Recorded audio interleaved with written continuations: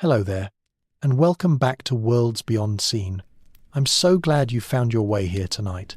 Before we begin this journey into one of the most extraordinary periods in our planet's history, I'd love to know where in the world you're listening from. Let me know in the comments if you feel like sharing. If you're new to the channel, I invite you to like the video and subscribe to get more of these slow, thoughtful explorations of our planet's past. It helps more curious minds find their way here. And your support means everything. And if you're already subscribed, thank you, truly. Your presence here makes these journeys possible. Now, settle in, maybe dim the lights, let your shoulders drop, and allow your breathing to slow. Tonight, we're going to step back in time, not just a few centuries or even a few thousand years, but 20,000 years into the past. We're traveling to a world that would be both recognizable and utterly alien. A planet where ice ruled half the land, where the oceans had retreated to expose vast new continents, and where humanity clung to survival in small, scattered groups across a transformed Earth. This is the story of the last glacial maximum, the deepest freeze of the most recent ice age, when glaciers miles-thick reshaped continents and the world became a place of extremes. It was a time when woolly mammoths thundered across endless grasslands, when saber-toothed cats stalked through the twilight, and when our ancestors huddled around fires, painting stories on cave walls and dreaming of warmer days. But this isn't just a story about cold. It's about resilience, adaptation, and the remarkable ability of life to find a way even in the harshest conditions. It's about a planet in transformation, caught between ice and survival, between extinction and persistence. And it's about understanding where we came from, how the world we know today was forged in those frozen millennia. So let your mind drift back with me. Let the present fade away. We're going to walk through a world of ice and giants, of frozen plains and desperate human courage. We're going to see Earth as it was when glaciers covered half the planet, when the very shape of the continents was different, and when survival meant everything. Take a deep breath. The journey begins now. 20,000 years ago, if you could have looked down at Earth from space, you would have seen a planet transformed.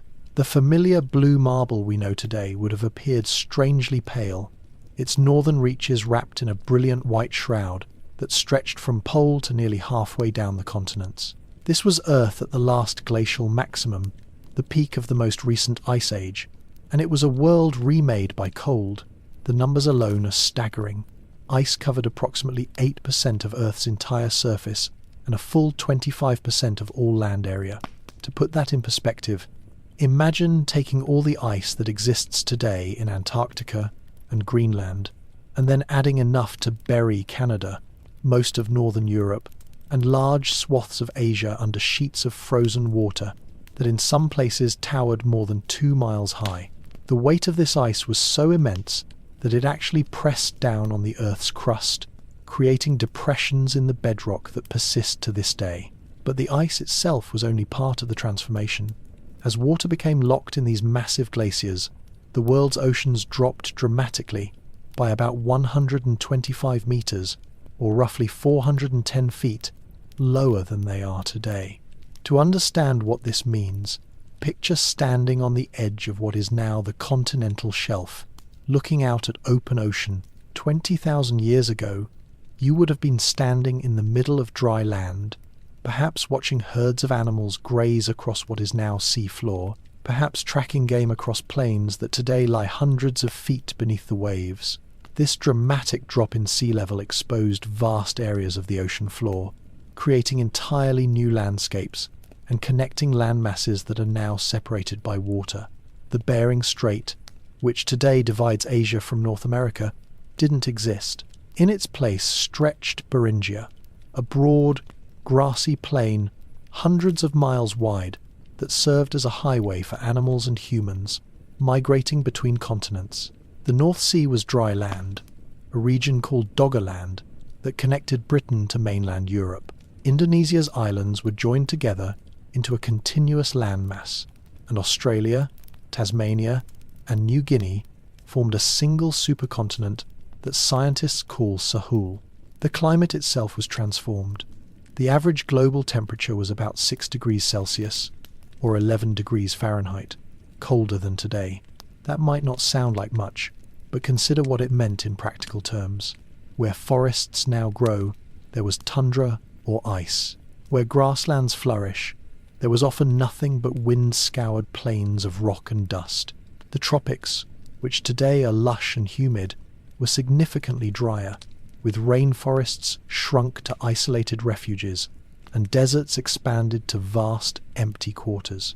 But temperature alone doesn't capture the harshness of this world. The atmosphere was dustier than at almost any other time in Earth's recent history. With so much land exposed and vegetation sparse, winds picked up vast quantities of dust and carried it around the globe. Ice cores drilled from Greenland and Antarctica reveal that dust levels during the last glacial maximum were 20 to 25 times higher than they are today. The sky would have had a hazy quality, the sun often dimmed by suspended particles, the air itself gritty and dry. Precipitation was drastically reduced across most of the planet. The hydrological cycle, that endless dance of evaporation and rainfall, slowed to a crawl. With colder oceans evaporating less water and atmospheric circulation patterns disrupted by the massive ice sheets, many regions that receive regular rainfall today were arid and stark. Rivers that now flow year-round might have been seasonal trickles. Lakes that today cover hundreds of square miles might have been dry basins, their beds cracked and windswept. Yet for all its harshness, this was not a dead world. Life adapted, as it always does, finding ways to persist in conditions that seem almost unimaginable to us now.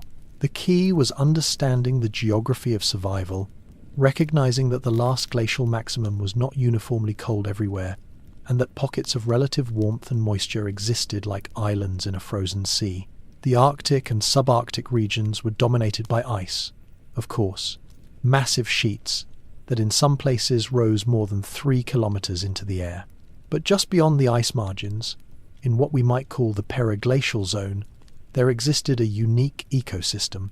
This was the realm of the Mammoth Steppe, a vast, cold grassland that stretched from Western Europe across Siberia and into Alaska. It was dry, windswept, and frigid, but it was also incredibly productive, supporting enormous herds of large mammals that had evolved to thrive in these conditions. Farther south, in the middle latitudes, conditions varied widely depending on local geography. Some regions were covered in boreal forests, cold-adapted woodlands of pine, spruce, and birch that could withstand long winters and brief summers. Others were more open, a mixture of grassland and scattered trees that provided habitat for a diverse array of animals. And in the low latitudes, near the equator, life continued in a form somewhat recognizable to us, though even here the climate was cooler and drier than today. What's remarkable about the last glacial maximum is how it demonstrates the interconnectedness of Earth's systems. The ice sheets didn't just change local conditions where they existed, they altered atmospheric circulation patterns across the entire planet, affecting wind and rainfall thousands of miles away. They changed ocean currents by blocking certain paths and creating new ones, redistributing heat around the globe in different patterns than we see today. They even affected the chemistry of the atmosphere, as colder conditions allowed the oceans to absorb more carbon dioxide, lowering greenhouse gas concentrations and reinforcing the cold. This was a world of feedback loops and cascading changes, where ice begot more ice, where cold reinforced cold, and where the planet settled into a stable state that was fundamentally different from what came before or what would come after. It was a world that had its own logic, its own rhythms, its own harsh beauty, and it was a world that shaped everything that came after, including us. Because into this transformed planet, humans ventured. Not the humans of cities and agriculture, but small bands of hunter-gatherers, equipped with nothing more than stone tools, fire, and a remarkable capacity for adaptation. They faced conditions that would kill us in hours if we were suddenly transported back without preparation. Yet they not only survived but found ways to thrive, to raise families, to create art, to develop cultures and traditions that would be passed down through countless generations. The story of Earth during the last glacial maximum is ultimately a story about resilience. It's about a planet that can transform itself so completely that continents change shape and entire ecosystems disappear, yet life finds a way. It's about ice that can cover half a hemisphere yet slowly, inevitably retreat when conditions change. And it's about humanity learning to adapt to circumstances that tested the very limits of what our species could endure. As we journey deeper into this frozen world, we'll see how these ice sheets formed and moved, how they carved the landscape and changed the very shape of continents. We'll meet the creatures that walked this cold Earth, from towering mammoths to fierce, saber-toothed predators. We'll follow small bands of humans as they navigated this dangerous world, finding shelter, hunting game, and somehow maintaining the spark of culture and community in the face of relentless cold. But first, we need to understand the ice itself, because nothing else about the last glacial maximum makes sense without grasping the sheer scale and power of the glaciers that dominated this era. These weren't just frozen rivers flowing down from mountains. They were continental-scale structures, vast engines of transformation that reshaped everything they touched and cast their influence across the entire planet. So let's turn our attention to the ice, to these massive, slow-moving titans that defined an age and created the world we inherited when the long freeze finally ended and the thaw began. The ice sheets of the last glacial maximum weren't simply large patches of frozen water. They were dynamic, living systems, if we can use that word for ice, constantly in motion, constantly reshaping the land beneath them, and exerting an influence on global climate that extended far beyond their physical boundaries. To understand this era, we need to understand these glaciers not just as features on a map, but as forces of nature whose power is difficult to overstate. Let's begin with the largest, the Laurentide ice sheet. This massive dome of ice covered most of Canada and extended deep into what is now the northern United States. Imagine an expanse of ice that stretched from the Atlantic to the Rockies, from the Arctic Ocean to roughly where New York City sits today. At its peak, the Laurentide ice sheet contained an estimated 26 to 37 million cubic kilometers of ice. That's enough frozen water to cover the entire United States to a depth of more than 2 kilometers. The thickness of this ice sheet varied, but in many places it rose more than 3 kilometers high, creating a frozen plateau that towered over the surrounding landscape. Around what is now Hudson Bay, the ice reached its greatest height, forming a massive dome called the Keewatin Ice Dome. From this high point, ice flowed outward in all directions, grinding its way across the bedrock, carving valleys, and pushing aside anything in its path. The weight of all this ice was staggering. It literally depressed the Earth's crust beneath it, pushing the land down by hundreds of meters. When the ice eventually melted, the land began a slow rebound that continues to this day. Parts of Canada and Scandinavia are still rising at a rate of a few millimeters per year, 10,000 years after the ice disappeared, testament to just how much weight had been pressing down on them. But the Laurentide wasn't alone. On the western side of North America, the Cordilleran ice sheet covered the mountain ranges of British Columbia and extended south along the coast. Unlike the Laurentide, which was a single massive dome, the Cordilleran was more complex, made up of many smaller ice caps that merged together in the valleys and lowlands. Where the Cordilleran and Laurentide met, they created an ice barrier thousands of feet high that blocked migration routes and separated the interior of the continent from the coast. Across the Atlantic, Europe had its own massive ice sheet. The Fennoscandian ice sheet covered all of Scandinavia, most of the Baltic Sea, and extended south into Poland and Germany. Like the Laurentide, it was thick enough and heavy enough to depress the land beneath it, and its influence on European climate was profound. The ice pushed the tree line far to the south, turned the North Sea basin into dry land, and created a frozen barrier that forced both animals and humans into refugia in southern Europe. These ice sheets weren't static. They grew and shrank with the seasons, advancing in winter and retreating slightly in summer, but over longer timescales, they responded to subtle changes in Earth's climate. The last glacial maximum represents the point when conditions favoured maximum ice growth, when summers were cool enough that not all the winter snow melted, allowing ice to accumulate year after year, century after century, until it reached its greatest extent. The process of ice sheet formation is slow but inexorable. It begins with snow. In the high latitudes and elevations, summer temperatures cool just enough that a bit of the previous winter's snow survives. The next winter, more snow falls on top of it. Year after year, the snowpack grows. Under its own weight, the snow compresses, first into firn, a kind of granular ice, and eventually into solid glacial ice. As the ice accumulates, it begins to flow under its own weight, spreading outward from its point of accumulation like honey poured onto a table, except infinitely slower and vastly more powerful. This flowing ice acts like a conveyor belt, constantly carrying frozen water from the interior of the ice sheet to its margins. At the edges, the ice either melts, creating rivers of meltwater, or breaks off as icebergs if the edge reaches the sea. During the last glacial maximum, the balance between accumulation and melting favoured accumulation, allowing the ice sheets to grow to their maximum extent. As they advanced, these glaciers transformed everything in their path. Rock that had stood for millions of years was ground down into fine powder. Mountains were carved into sharp peaks and valleys. Boulders were plucked from one place and carried hundreds of miles before being deposited somewhere completely different. These erratic boulders, as they're called, are one of the clearest signs of past glaciation. When you see a boulder of one type of rock sitting in the middle of a landscape made of entirely different rock, you're looking at evidence of ice transport. The ice sheets also created many of the lakes we see today.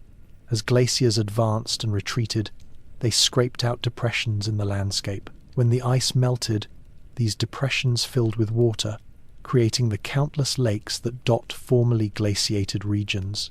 The Great Lakes of North America, the Finger Lakes of New York, the thousands of lakes across Canada and Scandinavia, all are products of glacial sculpting during the ice ages.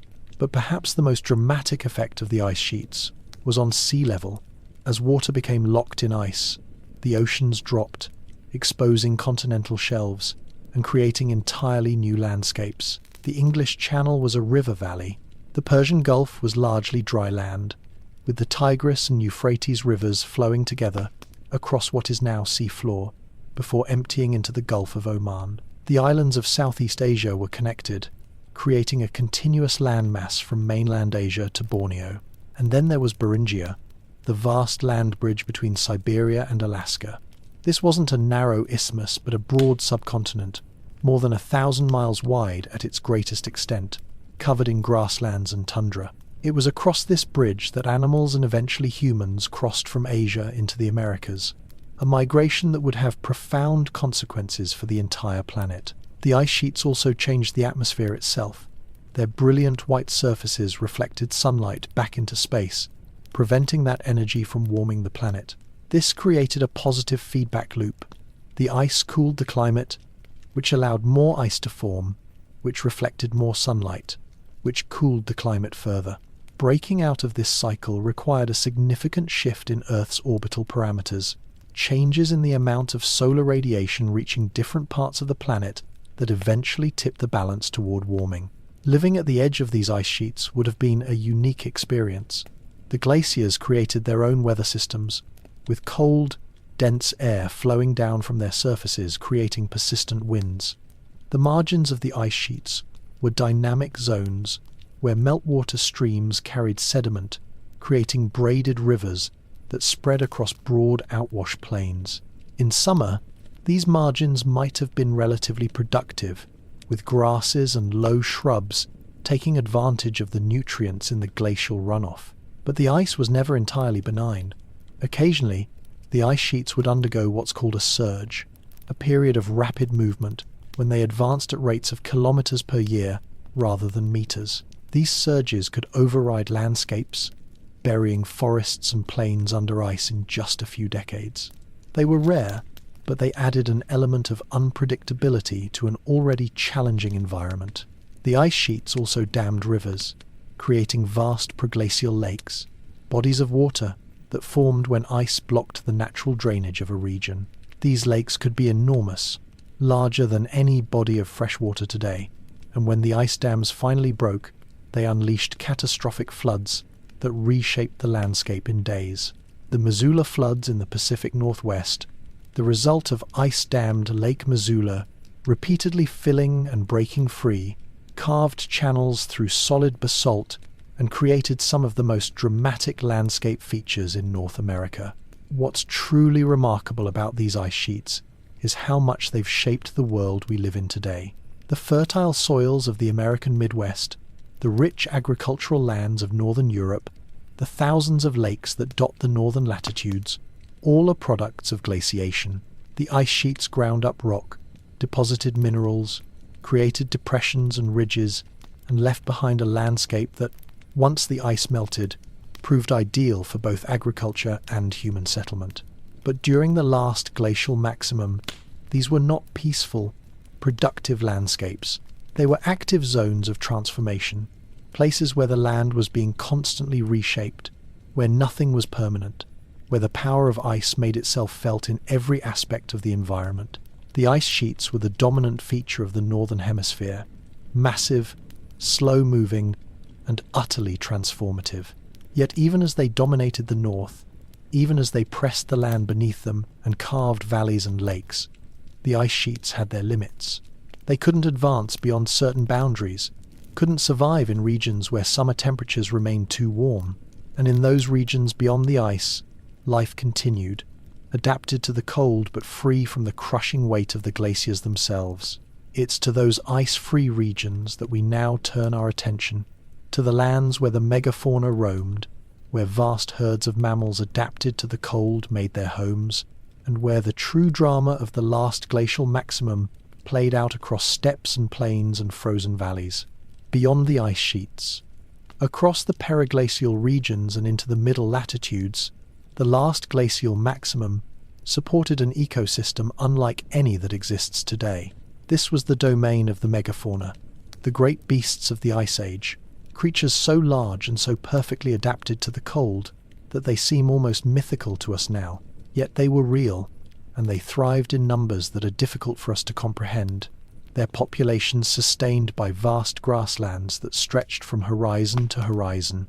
The most iconic of these animals was, without question, the woolly mammoth, standing up to 4 meters tall at the shoulder and weighing as much as 6 tons.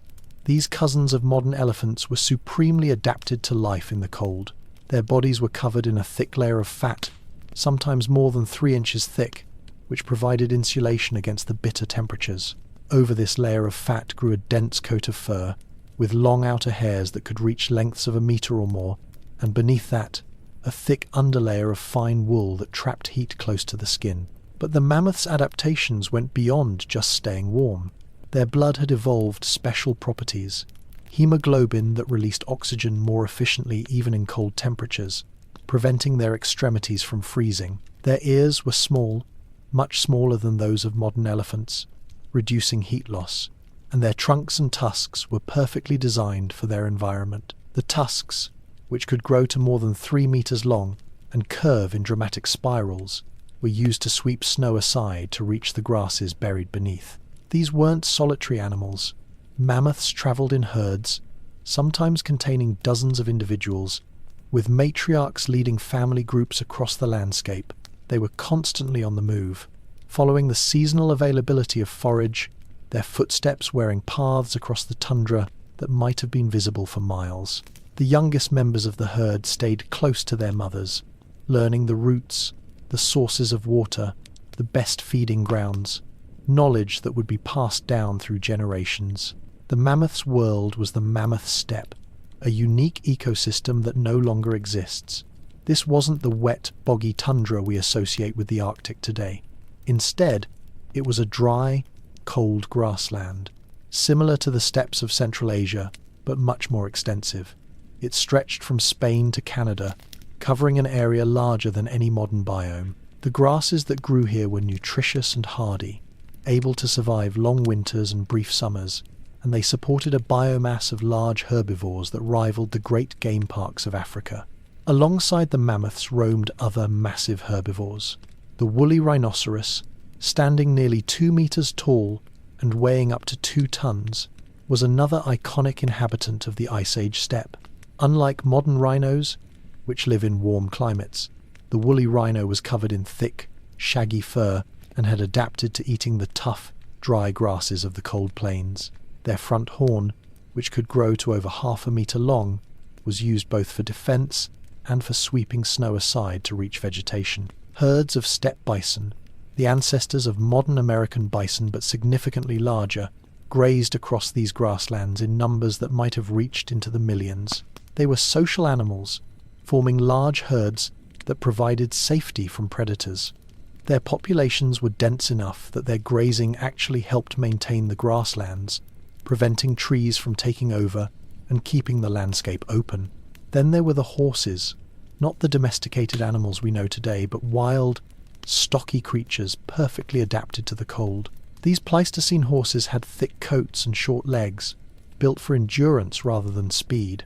They too travelled in herds, their hoofbeats echoing across the frozen ground as they moved from one feeding area to another. And in the Americas, unique species added their own character to the Ice Age fauna. Giant ground sloths, some standing 3 meters tall on their hind legs, lumbered across the landscape, using their massive claws to strip branches from trees and dig for roots. Mastodons, cousins of the mammoths but preferring more wooded environments, browsed in the forests that grew in sheltered valleys. Camels and llamas, yes, in North America, grazed alongside the bison and horses, species that would later become extinct in the Americas but survive in the Old World. But an ecosystem needs more than just herbivores. The megafauna included predators that were every bit as impressive as their prey. Chief among these was the saber-toothed cat, specifically Smilodon in the Americas, and similar cats in Eurasia. These weren't particularly large cats by modern standards, about the size of a lion, but they were massively muscular, with incredibly powerful forelimbs and shoulders designed to grapple with prey and hold it down. The sabers themselves, those distinctive canine teeth that give the animal its name, were delicate despite their fearsome appearance. They were designed not for biting through bone but for precision killing, slicing through the throat or belly of prey that had been wrestled to the ground. Hunting with sabers required technique and teamwork. Fossil evidence suggests that saber-toothed cats often hunted in groups, using coordinated attacks to bring down animals much larger than themselves. Dire wolves prowled the Ice Age landscapes in packs. These wolves were larger and more heavily built than modern grey wolves, with bone-crushing jaws adapted for scavenging as well as hunting. Fossil evidence from places like the La Brea tar pits in California, where thousands of dire wolf bones have been found, suggests they were remarkably successful predators, but also that they faced competition and danger in an ecosystem packed with large carnivores. Cave lions, despite their name, didn't live exclusively in caves. They were some of the largest cats ever to exist, significantly bigger than modern lions, and they ranged across the northern hemisphere. Cave paintings created by humans show these lions hunting, suggesting that our ancestors knew them well, perhaps too well given the threat they posed. Short-faced bears in North America were among the largest terrestrial carnivores ever to exist. Standing more than 3 meters tall on their hind legs and with relatively long limbs for a bear, they were built for speed as well as power. Whether they were primarily hunters or scavengers remains debated, but there's no question they would have been formidable and terrifying. The dynamics between these predators and their prey created one of the most complex food webs in Earth's history. A mammoth herd might be stalked by a group of saber-toothed cats, but they had to compete with cave lions, dire wolves, and even short-faced bears for the same prey. Scavenging was as important as hunting, with predators and scavengers alike taking advantage of natural deaths or stealing kills from each other. For the herbivores, survival meant constant vigilance. The young, the old, and the sick were most vulnerable. Herding provided some protection, with many eyes watching for danger and the possibility of confusing or intimidating predators with sheer numbers. Adult males, especially mammoths and rhinos, were formidable enough that predators rarely attacked them directly. But the young were always at risk, and the first rule of survival on the Ice Age steppe was never to get separated from the herd. The seasonal rhythm of life on the steppe was intense. Summers, though brief, were times of plenty. Grasses grew quickly, making the most of the nearly 24-hour daylight at high latitudes. Herbivores fattened up, storing energy for the long winter ahead. Births were timed to coincide with these brief windows of abundance, giving young animals the best chance of survival. Winters were a time of endurance. Food was scarce, vegetation buried under snow or dried to brittle stems. Animals survived on their fat reserves, their metabolisms slowing to conserve energy. The weakest didn't make it through to spring. Natural selection was harsh but effective, ensuring that the traits that helped survival, thick fur, efficient metabolism, the ability to dig through snow for food, were passed on to the next generation. Migration was a key strategy for many species. Following the seasonal changes in vegetation, herds might travel hundreds of kilometers between summer and winter ranges. These migrations created highways across the landscape, well-worn trails that might be used generation after generation. Along these routes, predators waited, knowing that prey would eventually pass by. The landscape itself shaped behavior. In open plains, herbivores could see predators coming from far away, but there was nowhere to hide. In more broken terrain, with hills and valleys, predators had the advantage, able to use cover to get close before launching an attack. Water sources were gathering points where different species came together, creating both opportunity for predators and danger for prey. But this ecosystem, for all its abundance and diversity, was fragile in ways that weren't immediately apparent. It depended on the cold, dry climate of the Ice Age. It depended on the vast grasslands that stretched across continents. And it depended on a delicate balance between predators and prey, between birth and death, between survival and extinction. As the climate began to change, as the ice sheets started to retreat and temperatures slowly rose, this balance would be disrupted. Forests would begin to replace grasslands. Prey species adapted to open plains would find their habitat shrinking. Predators would face increasing competition for dwindling resources. And into this already stressed ecosystem, humans were spreading, armed with increasingly sophisticated hunting techniques and a growing population. The megafauna had survived the Ice Age, but they would not survive its ending. For now, though, in the heart of the last glacial maximum, they were at their peak, vast herds and fierce predators locked in an ancient dance of survival that had been playing out for hundreds of thousands of years. The story of these great beasts is inseparable from the story of the Ice Age. They were shaped by the cold, adapted to it, and for a time they thrived in it. But they were also vulnerable to change, and when change came, it would come swiftly and decisively. For now, though they roam, mammoths trumpet across the frozen plains, saber-toothed cats stalk through the twilight, and the great predator-prey drama of the Pleistocene plays out across a landscape both magnificent and merciless. But the megafauna were not the only ones adapting to life in this frozen world. Another species, smaller and seemingly more vulnerable, was also finding ways to survive. Humans, equipped with little more than stone tools, fire, and a remarkable capacity for innovation, were carving out their own place in the Ice Age ecosystem, and their story is perhaps the most remarkable of all. The last glacial maximum was not an easy time to be human.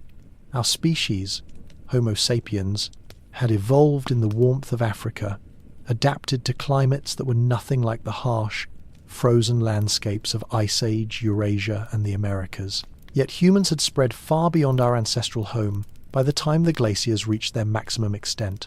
We were in Europe, Asia, and Australia, and possibly beginning to enter the Americas. Everywhere we went, we faced the challenge of surviving in conditions that tested the absolute limits of what our biology could handle. The global human population during the last glacial maximum was tiny by modern standards. Estimates suggest there were perhaps only 2 to 5 million people on the entire planet, compared to the billions today. These people were scattered across the habitable portions of the Earth, concentrated in regions where survival was possible. In the refugia, those precious pockets of land where climate and resources made human life feasible. In Europe, human populations contracted southward as the ice sheets advanced. Much of northern Europe was simply uninhabitable, buried under ice or too close to the glaciers for comfort. People retreated to southern regions, the Iberian Peninsula, Italy, the Balkans, and southern France. These regions, while certainly cold compared to today, were far more hospitable than the frozen north. They had forests, rivers, and coastlines that provided diverse resources. They became refugia, not just for humans but for many other species as well, compressed pockets of life waiting for the ice to retreat. Evidence suggests that European populations during the last glacial maximum may have numbered only around 130,000 to 150,000 people at the coldest point. These weren't large, interconnected societies, but small bands, probably numbering 20 to 50 individuals each, scattered across the landscape. Each band was largely self-sufficient, depending on their own hunting and gathering efforts to survive. Contact between bands would have been occasional, perhaps during seasonal gatherings at favoured hunting sites or fishing locations. Life in these refugia required intimate knowledge of the environment. People had to know where game animals congregated, where plant foods could be found in different seasons, where fresh water was reliable, which caves or rock shelters offered the best protection from the elements. This knowledge wasn't written down. It was passed orally from generation to generation, stories and songs that encoded practical information about how to survive. Hunting was central to survival. The animals that people hunted varied by region but typically included reindeer, red deer, ibex, and wild horses. These were supplemented by smaller game like hares and birds, and where possible, by fishing. Plant foods, while less prominent in the Ice Age diet than in warmer periods, were still important. People gathered nuts, berries, roots, and seeds when available, providing crucial variety in a diet otherwise heavy in meat. The tools people used were sophisticated for their time. Stone tools were carefully crafted, with different types for different purposes. Blades for cutting, scrapers for working hides, points for spears. These stone tools were often made from materials that had to be transported long distances, flint or obsidian or chert that was quarried from specific locations and traded or carried across the landscape. The mere presence of stone from distant sources at archaeological sites tells us that Ice Age people were mobile, that they travelled extensively, or maintained trade networks with other groups. But stone wasn't the only material. Bone and antler were carved into tools, needles for sewing, awls for punching holes, and harpoon points for fishing. These organic tools don't preserve as well as stone, but where they survive, they show remarkable craftsmanship and creativity. Clothing was crucial for survival. People wore layered garments made from animal hides, carefully sewn together with thread made from sinew or plant fibers. Archaeological evidence, including bone needles and the positioning of beads and ornaments on some burials, suggests that Ice Age clothing could be quite sophisticated, with fitted tunics, pants, and boots designed to trap warmth while allowing movement. Some scholars believe that the development of well-fitted, sewn clothing was one of the key innovations that allowed humans to survive in Ice Age conditions. Shelter took various forms. Caves and rock shelters were preferred where available, offering natural protection from wind and weather. Where caves weren't available, people built structures from whatever materials they could find. In some regions, this meant hide tents, supported by wooden poles. In others, particularly on the Mammoth Steppe where wood was scarce, people built shelters from mammoth bones and tusks, massive constructions that have been found in sites across Eastern Europe and Siberia. These mammoth bone houses, as they're called, were substantial structures that could house multiple families and were probably semi-permanent, occupied for months or even years at a time. Fire was the constant companion of Ice Age humans. It provided warmth, light, protection from predators, and a way to cook food. The ability to make and maintain fire was literally a matter of life and death. People carried embers with them when they moved, keeping the precious resource alive. They knew how to start fires from scratch, using friction or striking sparks from flint and iron pyrite. But maintaining fire was easier than creating it, so fire was carefully tended and never allowed to go out if it could be helped. But humans during the last glacial maximum were more than just survivors. Even in these harsh conditions, they found time and energy for culture, for art, for the activities that make us distinctly human. The cave paintings of this era are justly famous. Sites like Lascaux, Chauvet, and Altamira contain stunning images of Ice Age animals, rendered with such skill and accuracy that they can only be the work of people who knew their subjects intimately. These weren't casual doodles but serious artistic efforts, some paintings requiring considerable preparation and planning. Why did people paint in these caves? The question has puzzled scholars for generations. The paintings aren't in easily accessible locations. Many are deep in the caves, requiring dangerous journeys through narrow passages. Some researchers suggest they were part of hunting magic, attempts to ensure success in the hunt. Others think they might have been connected to shamanic practices or initiation rituals, or perhaps they were simply expressions of the human need to create, to leave a mark, to say we were here. Carved figurines, particularly the famous Venus figurines, have been found across Ice Age Europe. These small sculptures, usually carved from ivory, stone, or bone, depict stylized female figures. Their purpose is debated, but they suggest that symbolic thinking and artistic expression were important even in the struggle for survival. Music, too, was part of Ice Age life. Flutes carved from bird bones have been found in Ice Age sites, their finger holes carefully drilled, capable of producing distinct notes. These are among the oldest musical instruments ever discovered, and they speak to the human need for beauty and expression even in the coldest, darkest times. Social organization varied, but most researchers believe Ice Age humans lived in small, flexible bands. These bands were probably based on kinship, extended families traveling and working together. Leadership was likely informal, based on experience and respect, rather than rigid hierarchy. Decisions about where to move, what to hunt, how to respond to challenges would have been made collectively, with input from experienced members of the group. Gender roles probably existed but may have been more flexible than in later agricultural societies. Everyone's contribution was necessary for survival.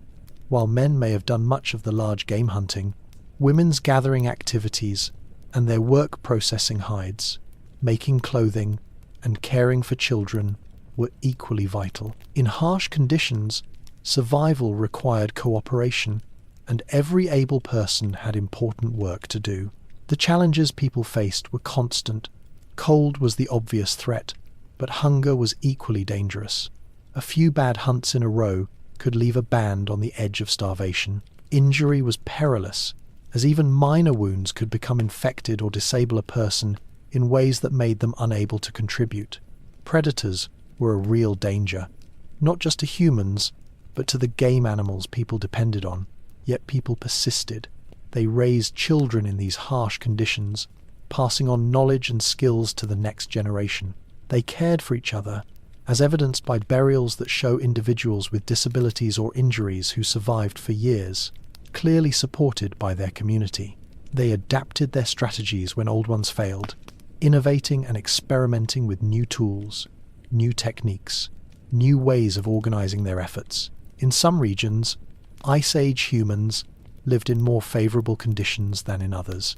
In southern Africa, where the climate was milder, people lived along the coast and foraged for marine resources, shellfish and seals and fish, supplementing their diet with terrestrial plants and animals. In Southeast Asia and Australia, people adapted to a variety of environments, from tropical forests to semi-arid plains. Even in these more benign climates, the last glacial maximum brought changes: cooler temperatures, altered rainfall patterns, shifts in plant and animal distributions that required adjustment. One of the most significant developments during this period was the spread of humans into new territories. The low sea levels that exposed land bridges made it possible for people to reach places that had been inaccessible or difficult to access before. The clearest example is the peopling of the Americas. Evidence suggests that humans crossed from Siberia to Alaska via the Beringia land bridge sometime around or just before the last glacial maximum. From there, they spread south, either along the Pacific coast or through an ice-free corridor between the great ice sheets, eventually reaching the southern tip of South America within a few thousand years. This migration was one of the most remarkable journeys in human history. People entered a continent that had never seen humans before, faced ecosystems they had no prior knowledge of, encountered animals that had never learned to fear human hunters. The speed and success of this colonization speaks to human adaptability and ingenuity. Throughout all of this, one thing is clear. Humans during the last glacial maximum were not passive victims of their environment. They were active participants in shaping their survival. They observed, they learned, they innovated. They created strategies for dealing with cold, for finding food, for maintaining social bonds. They developed cultures rich in meaning and expression, and they endured, passing on their genes, their knowledge, and their determination to future generations. The humans of the Ice Age were our direct ancestors. Their DNA flows through us. The traits that allowed them to survive, intelligence, flexibility, the ability to work together and plan for the future, are traits we still possess. When we look at the challenges they faced and the ways they overcame them, we're looking at a crucial chapter in the story of our species, the time when we proved we could survive almost anything. As the last glacial maximum reached its coldest point, as ice sheets pressed further south, and conditions became as harsh as they would get, these small bands of humans huddled around their fires, crafted their tools, painted their caves, and told their stories. They didn't know the ice would eventually retreat. They didn't know that warmer times lay ahead. They simply knew how to survive another day, another season, another generation, and in doing so, they ensured that we would be here today, their descendants, looking back across 20,000 years and marveling at their resilience. But survival was not just about cold and hunger. It was also about landscape, about understanding the transformed geography of this frozen world, about knowing where refuge could be found and where migration was possible. The last glacial maximum had redrawn the map of the world, and understanding this new geography was essential to survival. The most dramatic geographical change during the last glacial maximum was the exposure of continental shelves as sea levels dropped. This wasn't a subtle change. It was a complete transformation of the world's coastlines. Lands that today lie beneath hundreds of feet of water were then dry ground, some of the richest, most productive landscapes on the planet. Let's start with Beringia, the most famous of these exposed lands. Today, the Bering Strait is a relatively narrow channel of water, about 85 kilometers wide, separating Alaska from Russia. During the last glacial maximum, this strait didn't exist. Instead, there stretched a vast subcontinent more than 1,000 miles wide at its broadest point, connecting Asia to North America. This was Beringia, a land of rolling plains and tundra, cold but habitable, supporting populations of mammoths, bison, horses, and the predators that hunted them. For humans, Beringia was a bridge, but not in the narrow sense of a crossing point. People didn't simply walk across and disappear into the Americas. Evidence suggests that populations lived in Beringia for extended periods, perhaps thousands of years, before some groups eventually moved further into the American continents. Beringia was a place, not just a passage, with its own ecosystems and its own challenges. The exposure of Beringia was crucial for the peopling of the Americas, but it was just one example of a global phenomenon. In northern Europe, the North Sea floor was exposed, creating Doggerland, a region of plains and marshes that connected Britain to mainland Europe. This was likely a rich environment, with rivers and wetlands supporting diverse plant and animal life. Archaeological evidence suggests that people lived in Doggerland, hunting and fishing in what was probably one of the more productive regions of Ice Age Europe. When the ice melted and sea levels rose at the end of the last glacial maximum, Doggerland was gradually submerged, Fishing nets occasionally pull up artifacts and fossils from the North Sea floor, remnants of a lost landscape that once supported human communities. The submergence of Doggerland, which occurred over several thousand years, probably forced populations to move, creating pressures that may have influenced the distribution and density of human populations in Europe as the Ice Age ended. In Southeast Asia, the situation was similar but even more dramatic. The islands of Indonesia and Malaysia were part of a much larger landmass called Sunderland. What today are shallow seas separating islands were then dry land, making Java, Sumatra, Borneo, and the Malay Peninsula all part of a single continuous landmass. This created a large, ecologically diverse region where tropical forests and grasslands supported unique fauna, including now extinct megafauna like giant pangolins and enormous lizards. Further south, Australia, New Guinea, and Tasmania were joined into the supercontinent of Sahul. The Torres Strait, which today separates Australia from New Guinea, didn't exist. People could walk from one region to another, following game or seasonal resources. The exposure of the land between these regions probably facilitated the spread of human populations and allowed for greater population size and connectivity than is possible with the islands divided as they are today. Even the Persian Gulf was largely dry land during the last glacial maximum. The shallow waters that today cover the Gulf floor were then a river valley, with the Tigris and Euphrates rivers flowing together across this exposed plain before emptying into the Gulf of Oman. Some researchers have speculated that this region, with its rivers and relatively mild climate, might have been an important refuge for human populations during the coldest periods. Across the Atlantic, the exposure of continental shelves created new coastal plains in the Americas. The eastern seaboard of North America extended far out into what is now the Atlantic, creating broad, flat plains. The western coast saw similar expansion, with the continental shelf of California and Alaska exposed and available for human use. The paleo coastline of South America was similarly expanded, with many regions that are now underwater, then providing productive hunting and gathering territories. These exposed shelves weren't empty wastelands. They were often prime real estate in the Ice Age world. Continental shelves tend to have rich soils from sediments washed off the continents. They're relatively flat and easy to traverse, and they're close to the ocean, providing access to marine resources even while being dry land. For human populations, these coastal plains might have been some of the best places to live, combining terrestrial and marine food sources. Unfortunately, because these lands are now underwater, archaeological evidence of human use is difficult to find.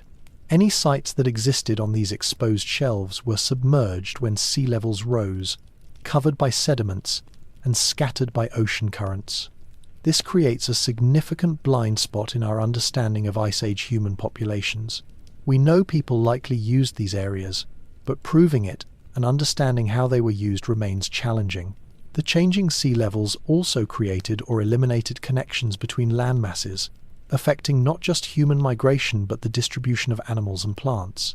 Species could spread into new areas when land bridges appeared, only to be isolated again when rising seas recreated islands. This periodic connecting and separating of land masses has had profound effects on biogeography, explaining why certain species appear in multiple regions, or why some populations are genetically distinct despite occupying similar environments. The exposed continental shelves also affected ocean currents and climate. Shallower seas and different coastline configurations changed the way water circulated in the oceans. This, in turn, influenced regional climates, affecting temperatures and rainfall patterns. The ocean atmosphere system is deeply interconnected, and changes in one part of the system ripple through to affect conditions thousands of miles away. Rivers during the last glacial maximum took very different courses than they do today. Without the ocean levels to flow into, many rivers cut deeper valleys, trying to reach the receded sea. These valleys are now drowned, submarine canyons that cut across continental shelves. Other rivers changed course entirely as ice sheets blocked their normal paths, creating proglacial lakes and new drainage systems. The Amazon River, for example, is believed to have been affected by climate changes during the last glacial maximum, with altered flow patterns and possibly even periods where its vast basin was partly semi-arid. The Nile, the Mississippi, the great rivers of Asia all saw changes in their flow, volume, and courses as climate and sea levels shifted. This transformed geography created a world that would be almost unrecognizable if we could see it today. Familiar coastlines didn't exist, island chains were connected, vast plains stretched where today there is only ocean. For the people and animals of the last glacial maximum, this was simply the world as it was. But for us, trying to understand this period, we have to mentally reconstruct a planet with a very different shape. The implications of this geography were profound. It affected where people could live, how they could move, what resources they could access. It shaped the routes by which plants and animals, including humans, spread across the globe. And when it changed, when the ice melted and the seas rose, it forced populations to adapt yet again, to abandon coastal settlements, to find new routes and new territories, to adjust to a world that was once again transforming. Understanding the geography of the last glacial maximum helps us understand why human populations were distributed as they were, why certain regions were inhabited and others avoided, why migration routes followed certain paths. It reminds us that Earth's geography is not static, that coastlines and connections between lands can change dramatically, and that human history has been shaped by these changes as much as by our own actions and choices. As we move forward in our journey through this frozen world, as we explore what daily life was like, and how people managed to survive and even thrive in these conditions, we need to keep this transformed geography in mind. The world of 20,000 years ago was different, not just in climate, but in shape, and that difference made all the other differences possible. The landscape of the last glacial maximum was dominated by two contrasting environments: the ice itself and the vast, cold grasslands that stretched beyond its margins. These grasslands, particularly what scientists call the mammoth steppe, were unlike any ecosystem that exists today, a unique product of the Ice Age climate that supported an abundance of life despite the harsh conditions. The mammoth steppe stretched from Western Europe across the entirety of Siberia and into Alaska and the Yukon. At its greatest extent, it covered an area larger than any modern biome, a continuous belt of cold, dry grassland that circled the northern hemisphere. This wasn't the lush green prairie of temperate regions, nor was it the wet, boggy tundra we associate with the Arctic today. It was something different, a cold, arid grassland with its own unique character. The climate that created the mammoth steppe was cold but, crucially, also very dry. Precipitation was limited because so much of Earth's water was locked up in ice sheets, and because atmospheric circulation patterns driven by the massive temperature difference between the ice and the non-glaciated regions created persistent high-pressure systems that suppressed precipitation. This aridity was actually advantageous for maintaining grasslands. Trees require more moisture than grasses, so the dry conditions prevented forests from expanding, keeping the landscape open. The grasses that grew on the mammoth steppe were tough, nutrient-rich species that could survive in cold, dry conditions. They included steppe grasses, similar to those found in modern Central Asian steppes, along with sedges, herbs, and low-growing shrubs. These plants grew in dense mats, their roots forming a thick layer that stabilized the soil and prevented erosion. The biomass of vegetation might not have looked impressive above ground, especially in winter when everything was dried to brown stubble, but the root systems were extensive and nutrient-rich. This grassland supported an incredible abundance of large herbivores. Population density estimates suggest that the mammoth steppe had more large mammals per square kilometre than any modern ecosystem, except perhaps the most productive African savannas. Mammoths, bison, horses, and other large herbivores roamed in numbers that might have totaled in the millions across the entire steppe region. The seasonal cycle on the mammoth steppe was intense. Winters were long, dark, and bitterly cold. For months, the sun barely rose above the horizon at high latitudes, and temperatures plunged to extremes that would kill an unprotected human in minutes. The grasses died back or went dormant, and herbivores survived by feeding on the dried vegetation, digging through snow to reach it, and by burning the fat reserves they had built up during the summer. But summer, though brief, transformed the landscape. With nearly 24 hours of daylight at high latitudes, plants grew rapidly, making the most of every available moment. The steppe would turn from brown to green, grasses shooting up, flowering plants adding splashes of colour. Herbivores fattened rapidly, taking advantage of this brief abundance. Calving seasons were timed to coincide with the peak of plant growth, giving young animals the best chance of survival. The permafrost that underlay much of the mammoth steppe acted as a moisture barrier, preventing rain and snowmelt from draining away quickly. This created wetter areas in summer, supporting slightly different vegetation and providing water sources for animals. These wet patches were probably important gathering points where different species would concentrate. The megafauna themselves played a role in maintaining the ecosystem. Their grazing prevented any one plant species from dominating, keeping the vegetation diverse. Their trampling broke up soil and helped suppress tree seedlings. Their dung fertilized the ground and spread seeds. In a very real sense, the mammoths and other large herbivores created and maintained the mammoth steppe through their own activities. This is why some scientists believe that the loss of these megafauna at the end of the Pleistocene contributed to the transformation of the steppe ecosystem into the less productive tundra we see in many of these regions today. But the mammoth steppe wasn't the only ecosystem during the last glacial maximum. In more southerly latitudes, and in regions protected by mountains or benefiting from local climate variations, forests persisted. These were typically boreal forests, dominated by cold-adapted conifers like pine, spruce, and larch, along with hardy deciduous trees like birch and aspen. These forests were important refugia for species that required tree cover, including woodland-adapted megafauna like mastodons in the Americas. In Europe, forests were restricted to southern and southeastern regions during the coldest periods. The Iberian Peninsula, Italy, and the Balkans maintained forest cover in protected valleys and coastal regions. These forests were different from modern European forests, more open and park-like, with grasses growing between widely spaced trees. This open woodland structure was probably maintained by large herbivores grazing and browsing, preventing dense forest from developing. In the tropics, conditions were cooler and drier than today, but not glacial. Rainforests shrank and fragmented, becoming restricted to the most favorable areas with reliable rainfall. The Amazon rainforest, for example, may have been reduced to patches in the western Amazon and along the Atlantic coast, with much of the basin covered by savanna or dry forest. This fragmentation had important implications for species survival and evolution, isolating populations and creating opportunities for divergence. Deserts expanded significantly during the last glacial maximum. The Sahara Desert grew, pushing south into regions that today receive more rainfall.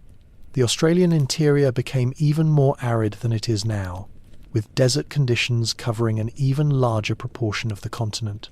In the Americas, southwestern deserts expanded, and new arid regions appeared in areas that today are more mesic. These environmental changes created a patchwork of habitats across the globe. Some regions became more hospitable during the last glacial maximum, while others became less so. Species distributions shifted, with plants and animals moving to track their preferred conditions.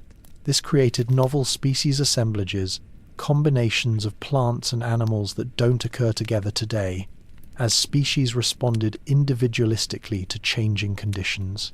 For humans, understanding this mosaic of environments was crucial for survival. Different ecosystems offered different resources and required different strategies. People living on the mammoth steppe focused on hunting large herbivores and had to be prepared for extreme seasonal variations. Those in forest regions had access to more diverse food sources, but also had to deal with denser vegetation and different hunting challenges. Coastal regions, particularly in areas where marine productivity remained high, offered year-round food sources that were more predictable than terrestrial resources. Archaeological evidence suggests that some human populations relied heavily on fish, shellfish, and marine mammals, supplementing these with terrestrial hunting and gathering. The heterogeneity of environments also meant that some regions were better suited for human habitation than others. The most productive areas, where multiple ecosystems came together and resources were diverse and abundant, probably supported higher human population densities. These would have been the valleys where rivers from the mountains flowed through grasslands, or coastal areas where marine resources met terrestrial ones, or forest edges where both open country and woodland species could be hunted. Understanding how vegetation and ecosystems were distributed during the last glacial maximum helps us understand human survival strategies. People weren't just passive inhabitants of whatever environment they found themselves in. They actively sought out the best locations, the places where survival was most feasible, and where the effort required to obtain food and other necessities was minimized. This also helps explain patterns of human migration and settlement, the routes people took, the places they chose to settle, the timing of their movements.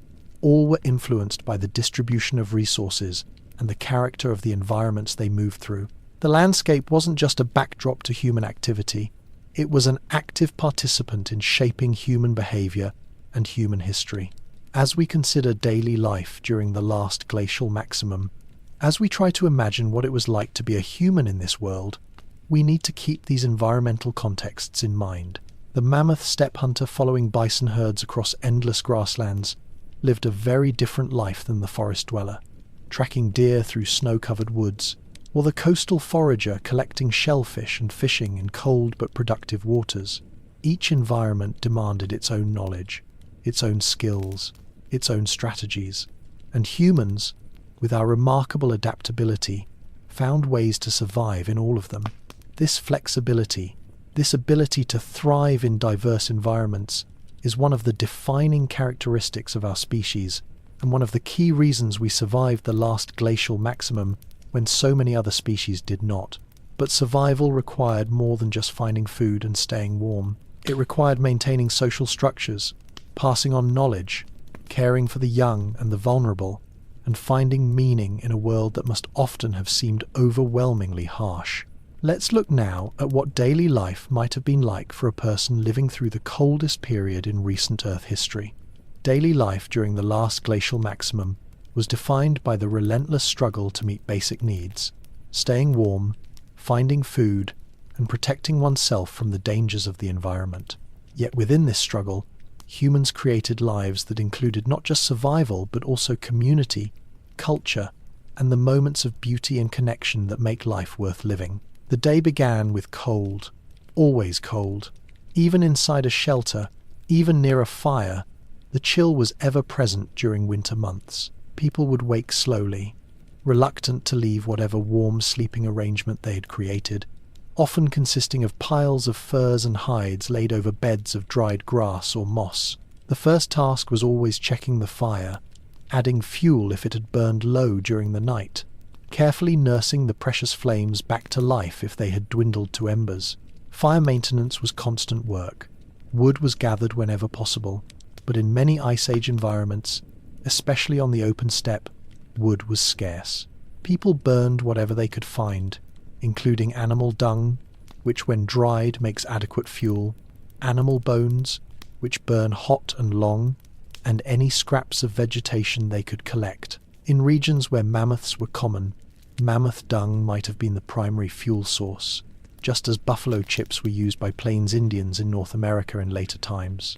With fire rekindled and the shelter warming slightly, the next concern was food. Unlike later agricultural peoples who could store grain and other foods for months, Ice Age hunter-gatherers had limited storage options. Meat could be preserved through freezing in winter or drying in summer, but it was always best fresh. This meant that obtaining food was a nearly daily concern. Hunting parties would form, usually consisting of the strongest and most experienced members of the band. Ice Age hunting wasn't a matter of a single person with a spear going out to find game. It was a coordinated group activity requiring planning, communication, and cooperation. Scouts might have gone out ahead, looking for signs of game, tracks in the snow, or distant herds on the horizon. Once prey was located, strategies would be discussed. How to approach, from which direction, Who would drive the animals? And who would wait to make the kill? Different prey required different techniques.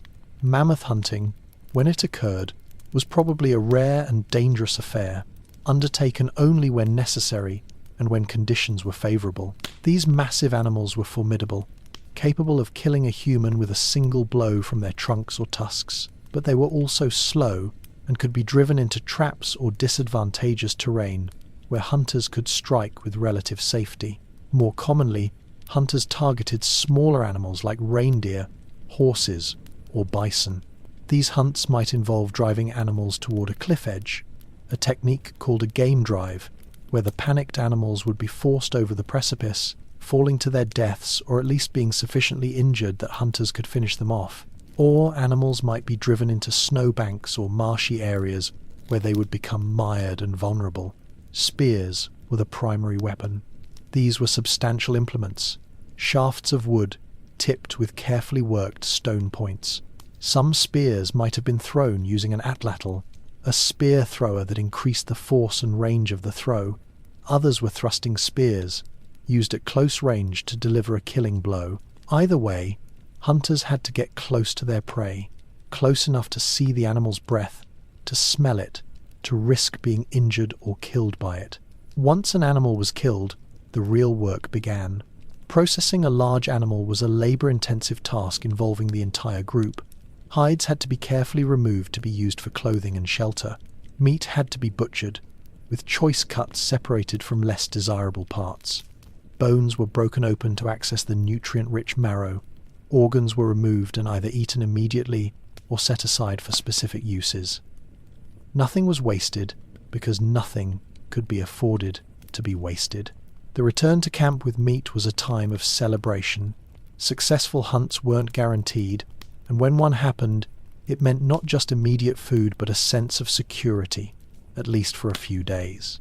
The meat would be shared according to social rules, the hunters receiving portions, but everyone in the band getting something, even the youngest and oldest. Those who couldn't participate in the hunt were fed. While hunters were out, others in the band were engaged in equally vital tasks. Processing hides into leather was constant work. Fresh hides had to be cleaned of fat and flesh, then treated with a mixture of animal brains and other materials that helped preserve the leather and make it supple. This was skilled work, usually done by experienced individuals who knew exactly how to achieve the right consistency and durability. Firewood or other fuel had to be collected, a task that might take several people most of the day, depending on how far they had to travel to find it. Water had to be obtained, which in winter might mean melting snow, a process that required both time and fuel. Tools had to be maintained or created, stone blades resharpened or replaced, wooden spear shafts straightened and repaired, bone needles kept smooth and pointed. Children, even young ones, contributed to survival. They could gather small pieces of fuel, collect plants or insects when available, help with hide processing, and learn the skills they would need as adults. Ice Age childhood was probably relatively short, with individuals taking on adult responsibilities in their early to mid-teens, if not sooner. But life wasn't all work. There were moments of leisure, times when the fire was warm, bellies were full, and people could relax. These were times for stories, for sharing knowledge about the environment, about animals and their habits, about the locations of resources and the history of the band. These were times for laughter, for games, for music made with bone flutes, or simply with voice and rhythm. These were also times for art. The creation of the spectacular cave paintings we associate with Ice Age Europe took time and effort. The artists had to gather and prepare pigments, grind minerals into powder, mix them with water or fat to create paint. They had to travel deep into caves, carrying light sources, probably torches or lamps burning animal fat, to reach the surfaces where they would paint. The paintings themselves show remarkable skill and observation. The artist knew their subjects intimately, capturing not just the shape of the animals but their movement, their behavior, their character.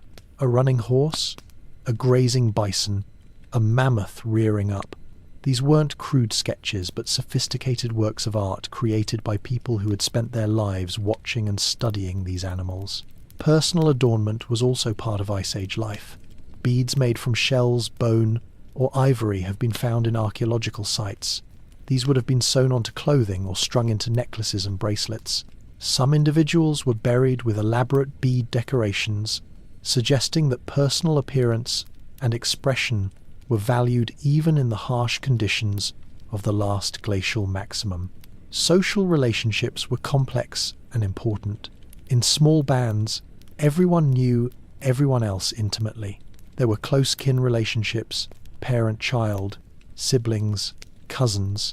There were bonds between unrelated individuals, friendships formed through shared experiences and mutual support. There may have been pair bonds similar to marriage, though the specifics of Ice Age social structures are difficult to determine. Conflicts probably arose, as they do in any human group, disputes over resources, personal disagreements, tensions between personalities. In a small band, these conflicts couldn't be allowed to fester, as cooperation was too important for survival. Some mechanism for resolving disputes must have existed, perhaps mediation by respected elders, perhaps ritualized ways of expressing and then moving past grievances. Contact with other bands was probably periodic but important. During seasonal gatherings at favored hunting or fishing sites, multiple bands might come together. These were opportunities for exchange, not just of goods, but of information and genes. Young people might pair off with members of other bands, reducing inbreeding and creating connections between groups. Stories and knowledge about distant regions could be shared. New technologies or techniques could be passed from one band to another. These gatherings might also have been times for larger ceremonies or rituals, activities that required more people than a single small band could provide. Some of the painted caves might have served as sites for these gatherings, places where people came together to perform rituals, tell stories, or simply marvel at the art created by skilled members of their community. Death was a frequent visitor in Ice Age life. Infant mortality was high. The young and old were vulnerable to cold, hunger, and disease. Accidents and injuries that today would be minor could be fatal in the Ice Age. When someone died, their band members grieved. We know this because Ice Age peoples buried their dead, sometimes with care and ceremony. Bodies were placed in graves, often in a flexed position, sometimes accompanied by grave goods, tools, or ornaments that might have been personal possessions or gifts from the living to the dead. These burials suggest belief in something beyond the immediate, physical world. Whether this was a conception of an afterlife, a spirit world, or simply a desire to honor the dead, we can't know with certainty.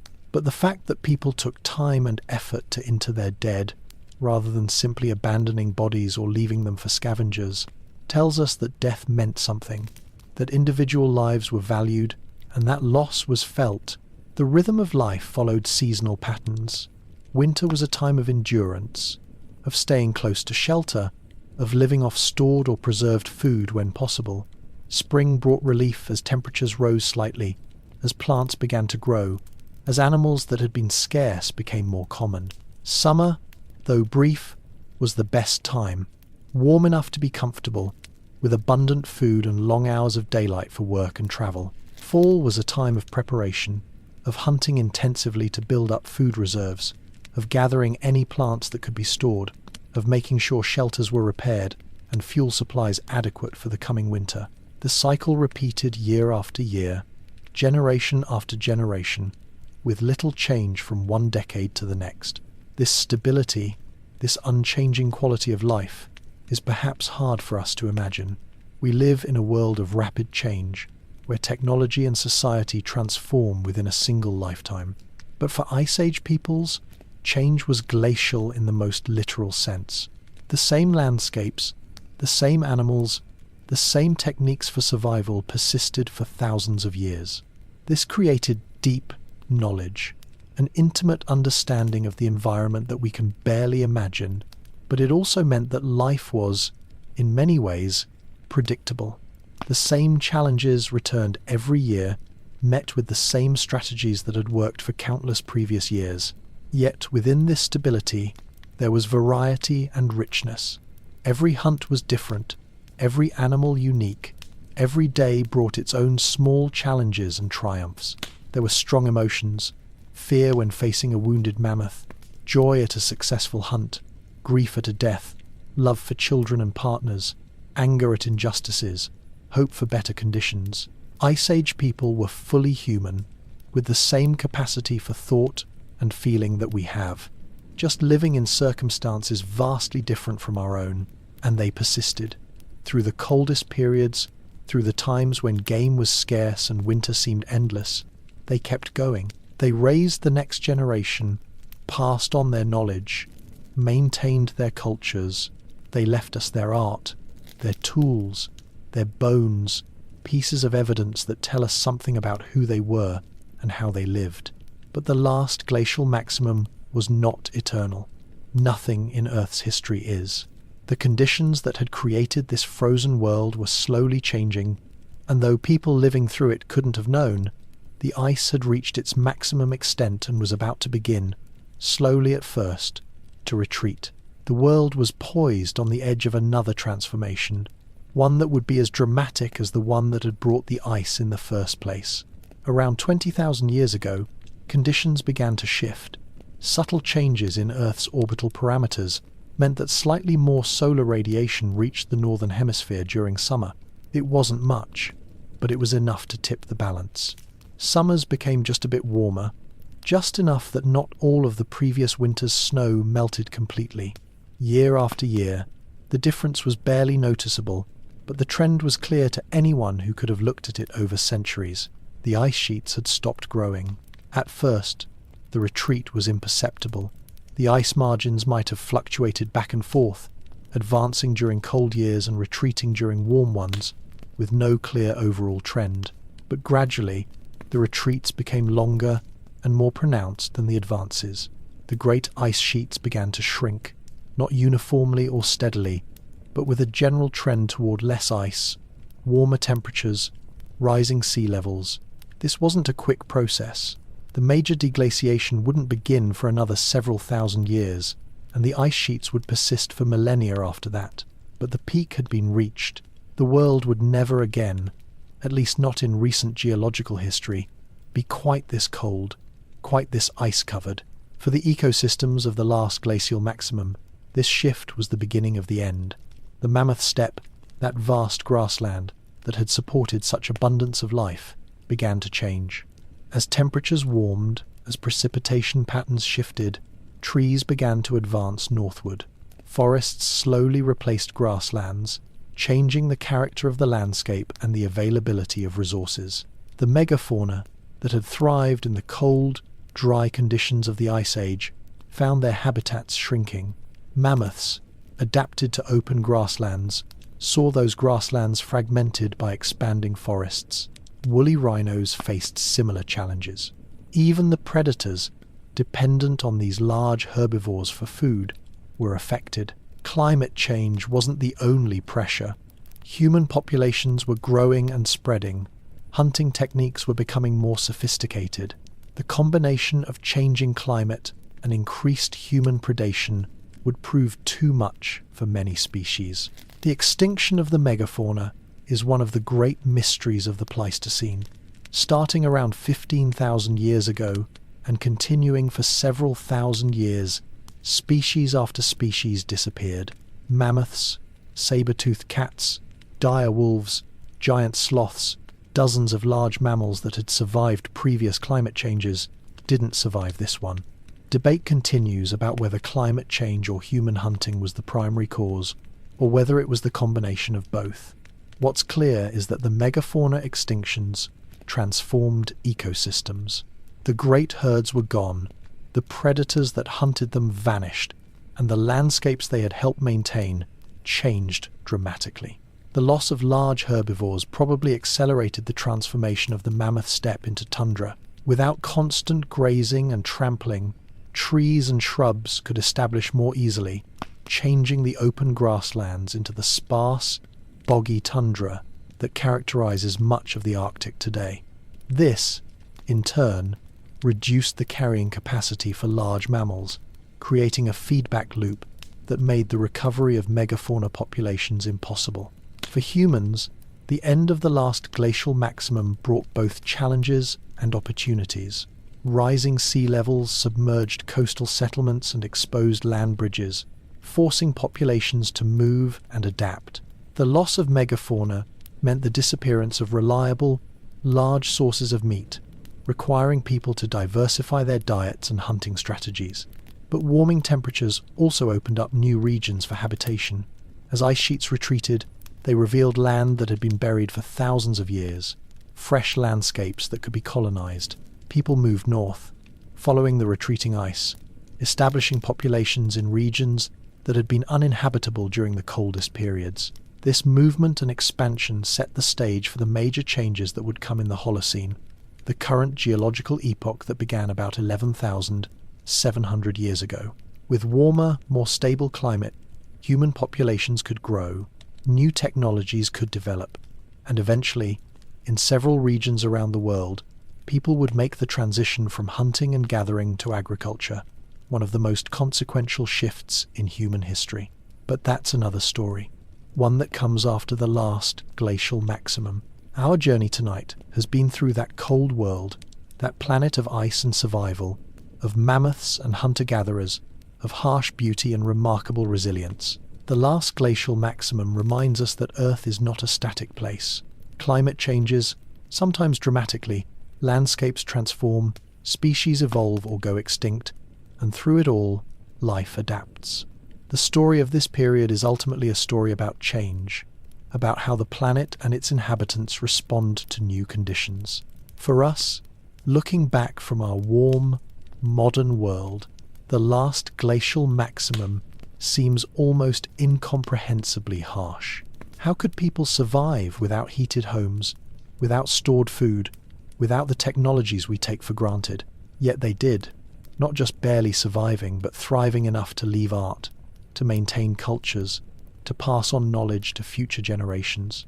The humans who lived through the last glacial maximum were our ancestors, and the traits that allowed them to survive are traits we carry. Their intelligence, their adaptability, their capacity for cooperation, these are the inheritances they left us. We are their descendants, shaped by the challenges they faced and the solutions they found.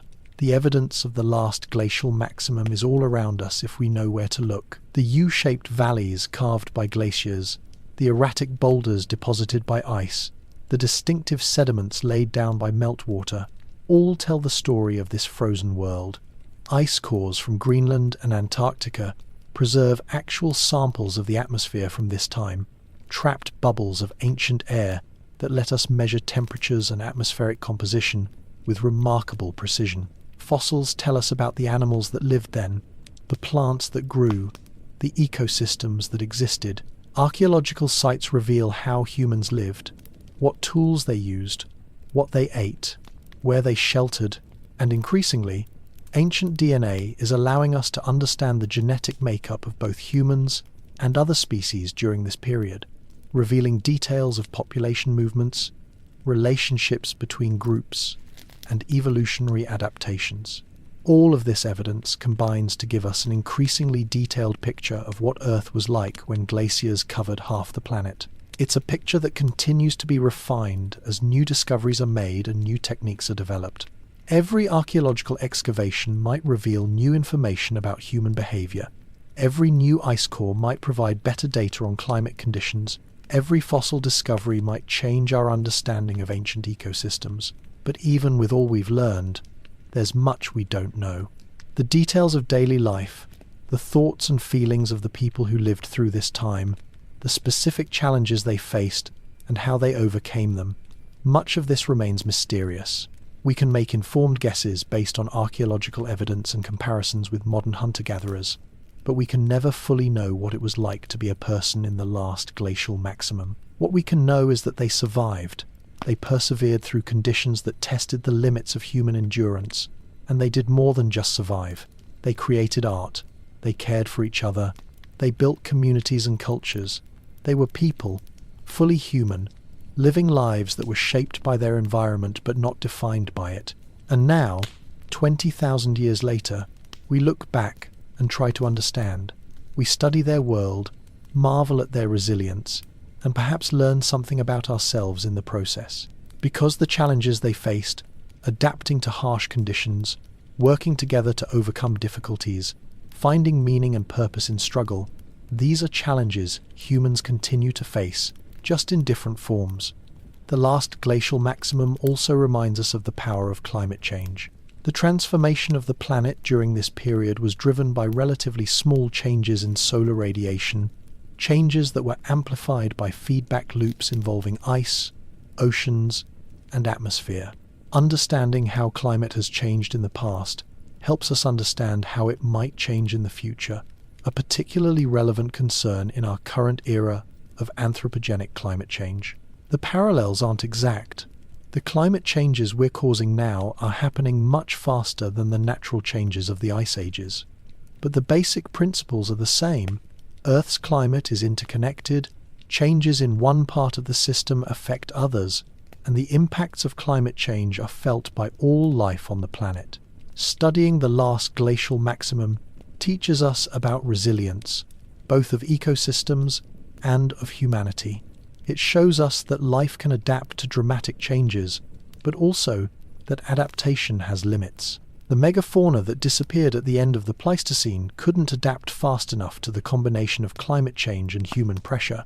Understanding why they failed might help us avoid similar fates in our own time. But above all, the last glacial maximum reminds us of the remarkable journey our species has been on. 20,000 years ago, we were small bands of hunter-gatherers, struggling to survive in a frozen world, armed with little more than stone tools and fire. Today, we're a global civilization of billions, with technology that would seem like magic to our Ice Age ancestors. Yet we're the same species. The people who painted the caves at Lascaux had the same cognitive abilities we have. The hunters who tracked mammoths across the steppe had the same capacity for planning and problem-solving. The parents who cared for their children by Ice Age fires loved them just as much as we love our children. The distance between them and us is measured in time and circumstance, but not in fundamental humanity. So as we drift towards sleep tonight, as the images of this frozen world fade and the present returns, take with you a sense of connection to those distant ancestors. They faced unimaginable challenges and overcame them. They survived the coldest period in recent Earth history, raised families, created beauty, and passed on the gift of life to the next generation, and the next, and the next, until finally, 20,000 years later, you and I exist to tell their story. The last glacial maximum was a world of ice and survival, of mammoths and hunter-gatherers, of harsh conditions and remarkable adaptation. It was a time when Earth looked different, when the very shape of continents had changed, when life clung to refugia and survived against the odds. But it was also a time that shaped our world. The landscapes the ice created, the lessons our ancestors learned, the changes that swept across the planet, all contributed to making Earth what it is today. We live in a world that was forged in ice, carved by glaciers, and transformed by climate change. Understanding that past helps us understand our present and perhaps prepare for our future. So rest now. Let the images of that frozen world carry you gently towards sleep. Ice sheets glowing under the pale sun, mammoth herds moving across endless grasslands, small bands of humans gathered around fires, telling stories and planning for tomorrow. A world both alien and familiar, harsh yet beautiful, a testament to the resilience of life and the power of adaptation. The last glacial maximum is gone, melted away into history, but its echoes remain. In the land we walk on, in the DNA we carry, in the capacity for survival and adaptation that defines our species. We are the children of the Ice Age, shaped by cold and hardship into the creatures we are today. And as you drift off to sleep, perhaps you'll dream of that distant world, walk in your dreams across the frozen plains, see the great beasts that once ruled the earth, stand beside the fires of your ancient ancestors, and feel, for just a moment, the profound connection between past and present, between survival and existence, between the Ice Age and now. Good night. sleep well, and remember, we carry within us the strength of those who survived when glaciers covered half the planet. They made it through the coldest times, and because they did, we are here. Their story is our story. Their victory over the ice is our inheritance. Rest now in the warmth they made possible.